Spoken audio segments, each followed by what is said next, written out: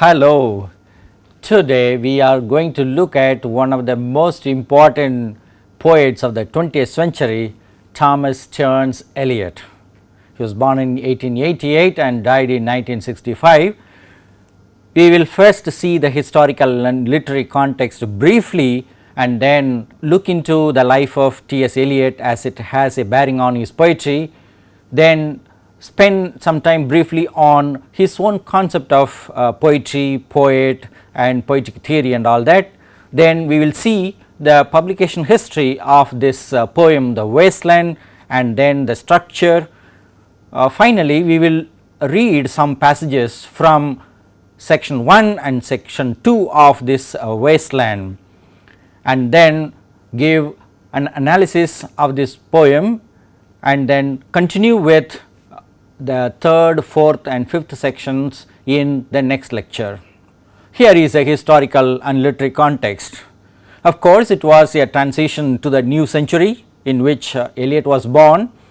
He saw the First World War and the Second World War with his own eyes, but the experience of the First World War is the one that has a bearing on his poem so much.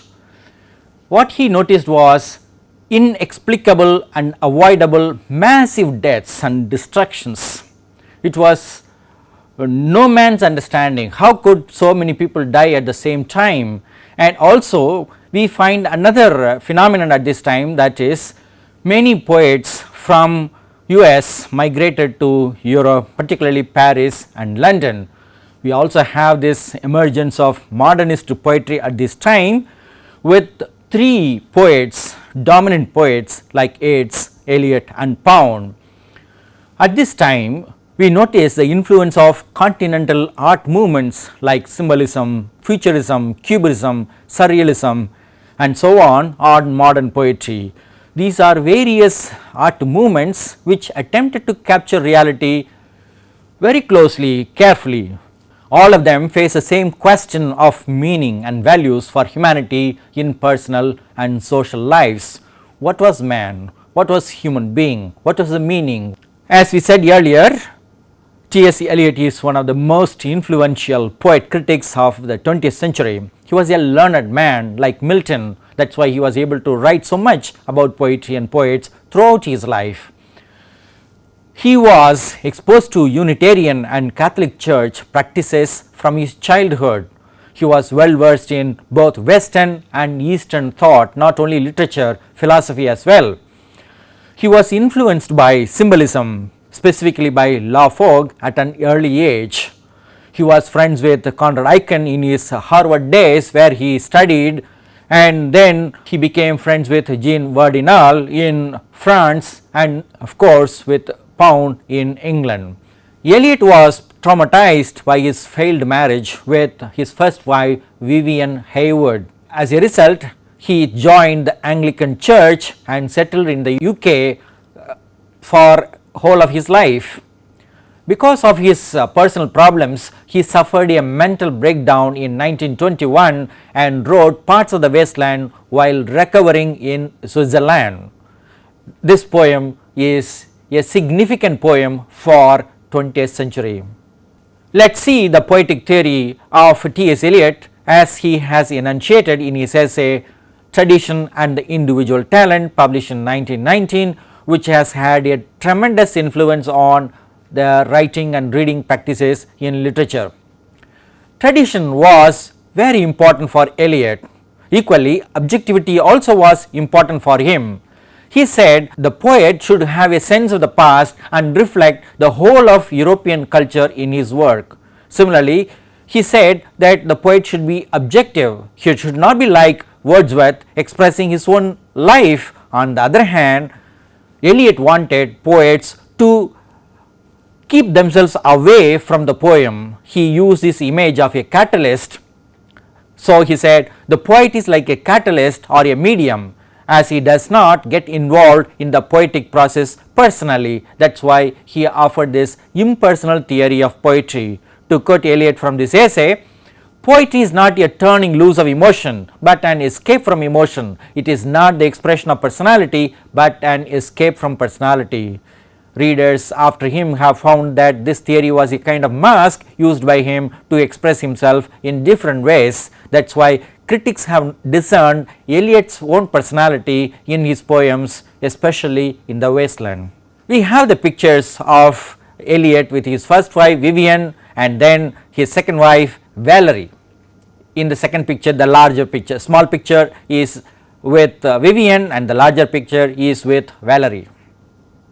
He was unhappy in the first marriage, whereas in the second marriage he was very happy. We can see the joy of Eliot and Valerie in the second picture.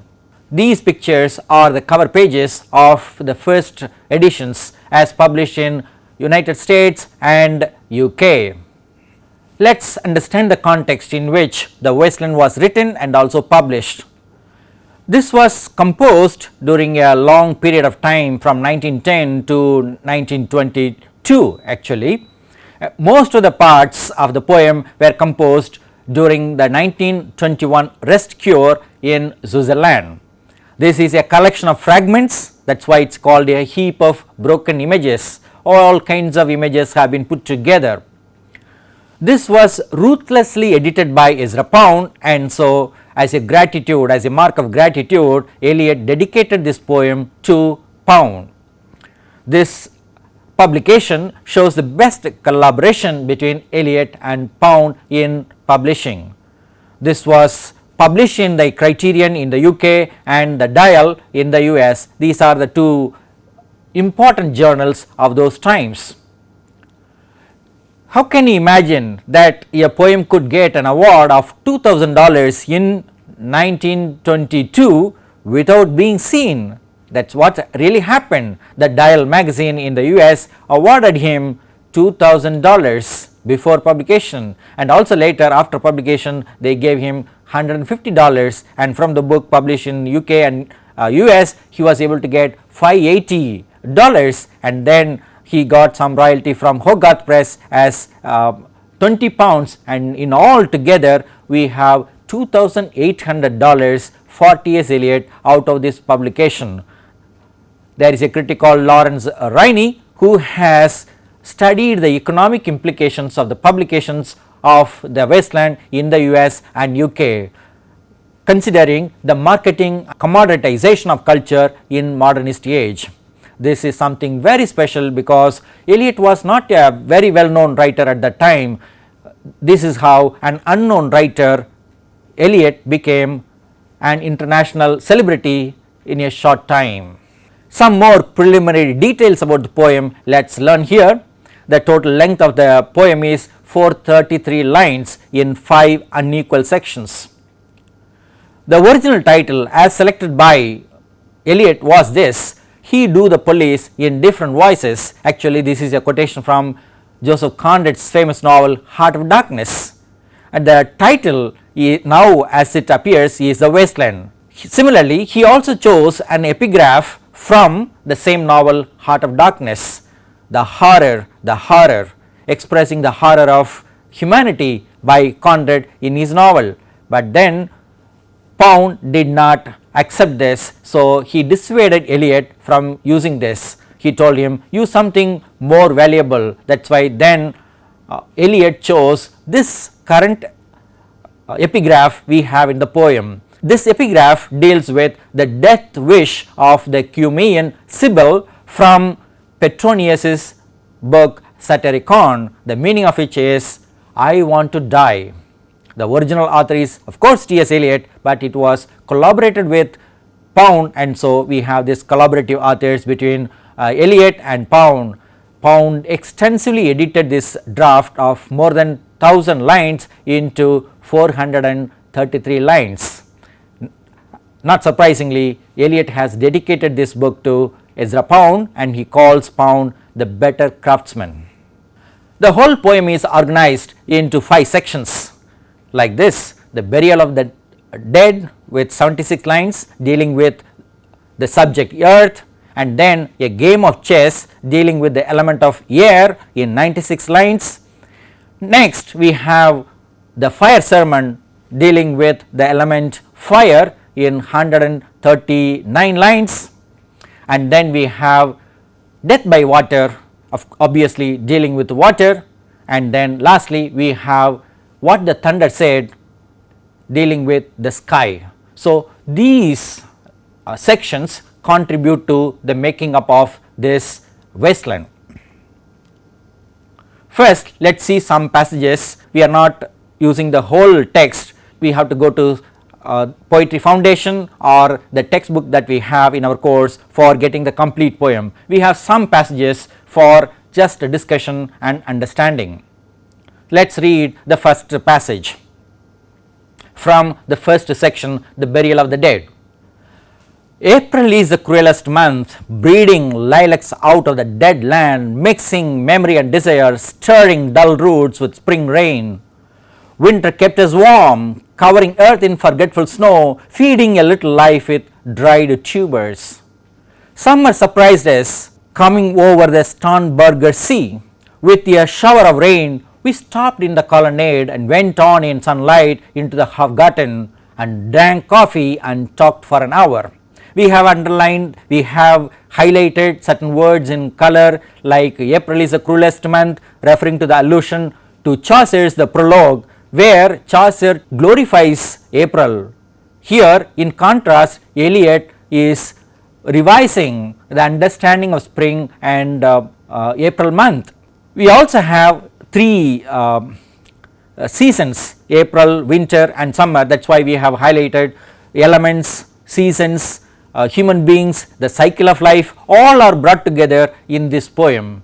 And then we have identified this us and we. Several kinds of pronouns will be used in this poem, and the underlining of breeding, mixing, stirring, spring and all that will draw our attention to how the first line we have the reduction in line length, breeding, mixing, stirring, spring. Of course, rain is there, even if you remove the train you can see some kind of rhyme, you can see some kind of rhythm you can see, and this rhyme and rhythm is reduction in meaning, reduction in understanding life, reduction in the kind of human life that we have come to in 20th century. Second passage. What are the roots that clutch? What branches grow out of this stony rubbish? Son of man, you cannot say or guess, for you know only a heap of broken images, where the sun beats and the dead tree gives no shelter, the cricket no relief and the dry stone no sound of water. Only there is shadow under this red rock. Come in under the shadow of this red rock and I will show you something different from either your shadow at morning striding behind you or your shadow at evening rising to meet you. I will show you fear in a handful of dust. This passage focuses on this show of shadow or shadow of show, with a heap of broken images in the religious context of the Son of Man, that is Christ, and then these rhetorical questions. What are the roots that clutch? What branches grow out of this stony rubbish? Nothing grows here, nothing is renewable here. Then what is this life? That is death. We need to understand that the wasteland is a city based poem. Modernist poets really focused on city life, unlike romantic poets who focused on rural life. So here we have city, but this city is identified by Eliot and many other poets as unreal city. Unreal city, under the brown fog of a winter dawn, a crowd flowed over London Bridge. So many, I had not thought death had undone so many. Sighs, short and infrequent, were exhaled, and each man fixed his eyes before his feet, flowed up the hill and down King William Street, to where St. Mary would not kept the hours. With a dead sound on the final stroke of 9, there I saw one I knew and stopped him, crying, Stetson, you hypocrite lector, mon semblable, mon frere. This means, you hypocrite readers, my likeness, my brother. This is a kind of foreign language expression that Eliot has used often throughout the poem, causing difficulty for the reader. Now we move on to the second section, a game of chess. This game of chess has a symbolic meaning of this play of the game of life, how deceptively we play with each other. Here is one drama in the history of mankind. The chair she sat in like a burnished throne, with an allusion to Shakespeare's Antony and Cleopatra. The chair she sat in like a burnished throne glowed on the marble, where the glass held up by standards wrought with fruited vines, from which a golden cupidon peeped out.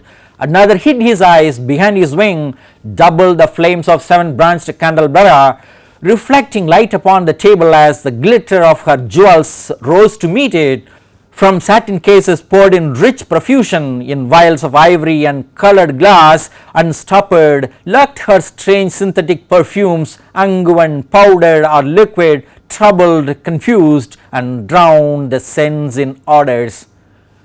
Cleopatra is evoked in this poem to indicate the kind of contrast we have with modern life. Modern life doesn't have so much a meaning as Cleopatra could have, even when she was trying to live her life, when she knew her imminent death, problem of life that she was facing because she joined Antony and opposed Caesar. She was meaningful, or she found meaning in her life. Now the game of chess continues. We have a contemporary situation now. My nerves are bad tonight. Yes, bad. Stay with me. Speak to me. Why do you never speak? Speak. What are you thinking of? What thinking? What? I never know what you are thinking. Think. A voice replies, I think we are in Rat's Alley, where the dead men lost their bones. Then another voice, what's that noise? The wind under the door. What's that noise now? What's the wind doing? Nothing again. Nothing. Do you know nothing? Do you see nothing? Do you remember nothing? This is a kind of life we have in 20th century, early 20th century. Probably we have it now as well. Nothing. Echoing the great nothing in Shakespeare's King Lear.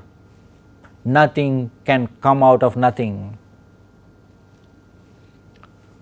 Next section from a game of chess we have here, another context, a pub where people come and have their drinks, and then it is time to leave, and so we have many voices mixed up in this passage.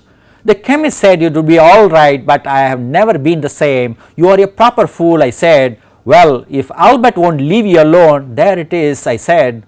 What you get married for if you don't want children? Hurry up please, it's time. Well, that Sunday Albert was home. They had a hot gammon and they asked me into dinner to get the beauty of it hot. Hurry up please, it's time. Hurry up please, it's time. Good night Bill, good night Lo, good night May, good night Tata, good night, good night, good night ladies, good night sweet ladies, good night, good night. This modern context of taking leave from the pub, as the bartender is announcing, hurry up please, it's time, leave the hall, leave the bar, and we have two ladies speaking to each other about their marital problems, about of course husband and wife relationship. Albert is there and his wife is there, and another lady is asking, what you get married for if you don't want children? That's biggest question that we have in this poem. The wasteland is wasteland because it doesn't produce any offspring in human life or in natural life. After looking at all these passages, we have identified this kind of thematic contrast from the title to the lines that we saw at the end. The wasteland immediately recalls a fertile land opposite it. Then we have this death, the burial of the dead. So we have death and also life, cruelty and compassion, wisdom and ignorance, broken fragments, and then whole object or whole subject. Then we have fear and hope, as in the case of this husband and wife, the nervous wife and the relaxed husband. We have unreal city and also real life or unreal life. We have hypocrisy and integrity, past and present, dark and light, forget and remember, men and women, betrayal and loyalty. We saw Albert, if he would not find happiness in his wife, he would go to somebody else. So this kind of betrayal in human relations, in personal life, in political life, in the whole of human life. That's why this poem is very powerful. We have not mentioned some of the other passages in this, particularly we must mention this Madame Sosastris passage where she has a pack of cards to inform the people about their future. She is a fortune teller and she plays games with people's lives. So, we have hypocrisy and integrity. We will have one line from this a little later. We have a number of poetic devices in this poem. It is a modernist poem with a lot of symbols. The wasteland is of course the grand symbol we have in this poem, the wasteland for people and civilization, which does not have much meaning. We have the allusion in April is the cruelest month, breeding to Chaucer. We have transferred epithet in dull roots and forgetful snow. Rhetorical question, what are the roots that clutch? What branches grow? Nothing grows, it is a question. Then we have alliteration and assonance in the same line, that is why we have put them together like this here. Dry stone, no sound of water only. O sound represents this assonance and the da sound represents this alliteration. When we have them together, there is some music, there is some rhythm in it. Dry stone, no sound of water only. Then we have irony. These are the lines that we have to remember in the case of Madame Sosastris. Madame Sosastris, the wisest woman in Europe with a wicked pack of cards. She is considered to be the wisest woman, but she has a wicked pack of cards. Then what is the use of wisdom? Is there any ignorance? That is a question that we have to remember. That is why irony operates very powerfully in this poem. We have a rhetorical figure called antistrophe. We have this example here, you will understand from the underlined words which are repeated at the end of the lines. A crowd flowed over London Bridge, so many, I had not thought death had undone so many. When we have these repetitions at the end, this is antistrophe. When we have these repetitions at the beginning, we have anaphora. Then we have one more allusion here, I had not thought death had undone so many, referring to the historical reality of deaths of so many people, millions and millions of people during the First World War and many wars fought in 20th century and many deaths happening during this COVID time. Perhaps we will have another wasteland poem out of this COVID-19 now. We have more number of poetic devices. One allusion is here, we referred to this earlier. You hypocrite lector, mon semblable, mon frere. This is a quotation from a French poet called Baudelaire, meaning you hypocrite reader, my likeness, my brother. We have again alliteration and assonance in one line. Another hid his eyes behind his wing. Ha sound represents alliteration and E sound actually represents assonance. Then we have consonants in another line, unguent, powdered or liquid, troubled, confused. When we have the sound at the end of the word, powdered, liquid, troubled, confused, that is consonants in contrast to alliteration.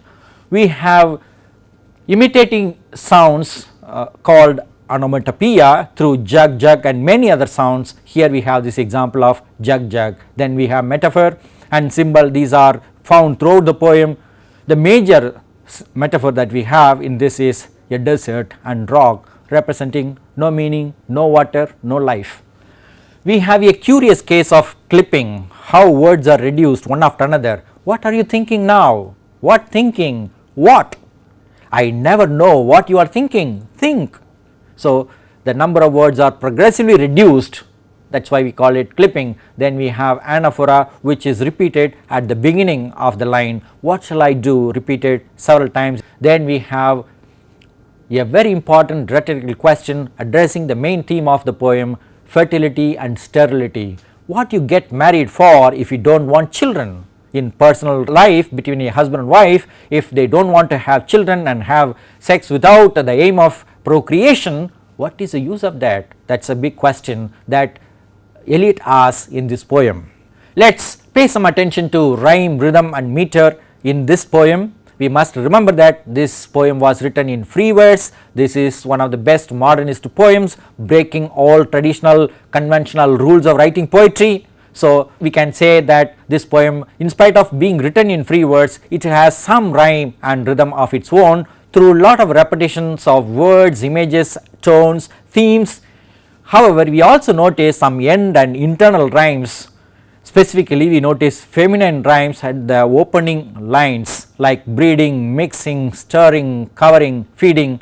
Spring appears before rain in the line, not in season. Rhythm refers to the speech pattern of the common people or upper class people, from kings and queens to this kind of fortune teller, Madame Sosastis, ordinary people, lower class people, all kinds of people are there. So, all these speech patterns are represented in the wasteland. That is why we have this duchess on the one hand and cockney woman on the other hand. When we want to look at the meter, we can say that the meter of this poem is polymetrical because there are many metrical variations. As you can see, as we said earlier, the number of syllables in each line is reduced progressively from first line to the fourth line. We have almost 10 syllables in the first line, then 9, then 7, then 6. So, this is how it is reduced, and then there are many lines with 10 syllables, some with 2 syllables, some with 3, 4, wide variety of line lengths we have. So, metrical variations are bound to occur. We can at best call it polymetrical. To give an overall impression of the two sections, the burial of the dead and a game of chess, that we have seen in this poem, we can list the following points. The speaker of the poem, there are many speakers, we must understand, many voices are there. Let us say the speaker prefers to die like the Cumean Sibyl because the spring season brings and renews life which is meaningless and hopeless. The society is decayed and degenerate in all walks of life, including the rulers. The First World War was started because of the assassination of a king due to several reasons, and this is one of them. What remains in the modern world is a heap of broken images and a heap of dust. People do not have a sense of life at all in the alienated, unreal and hypocritical world. Madame Sosastis deceives meaning seekers. If we look for some meaning, there are people to deceive us. The past too has its share of empty life, as seen in the lives of Cleopatra, Elizabeth I, Philomela and the modern nervous woman who is again connected with the mad and drowned Ophelia in this poem. On the whole, we have seen the historical and literary context of S Eliot, who came up with an impersonal theory of poetry in his essay Tradition and the Individual Talent, writing this poem The Wasteland with a huge publication history, a very interesting publication history for making money out of this poem. We looked at the structure of the poem, that is 5 sections, and then we read selections from 2 sections, section 1 and section 2, analyze the poem linguistically and rhetorically, mainly rhetorically, looking at the poetic devices, then giving an overall impression of the poem. Now, let us see some references. These references will specifically be useful to the first section. Of course, these references will be useful to the whole of the poem.